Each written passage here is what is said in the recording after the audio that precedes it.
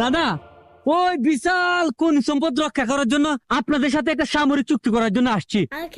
এর বিনিময়ে আপনারা আমাদেরকে 70% একটা প্রফিট দিবেন, প্লাস আপনাদের যে প্রকৌশলীরা আছে এখানে তাদেরকে বিদায় করে দিয়ে আমাদের ইন্ডিয়ান প্রকৌশলী ইঞ্জিনিয়ারদের নিয়োগ দিবেন।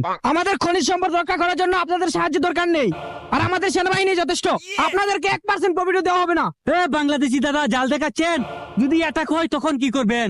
এটা কে করবে রে? আর এটা হলে আমাদের সেনাবাহিনী আছে। ঠিক আছে, কালকের মধ্যে মিসাইল অ্যাটাক করে দিব। সালা প্রয়োজন হলে পারমাণবিক।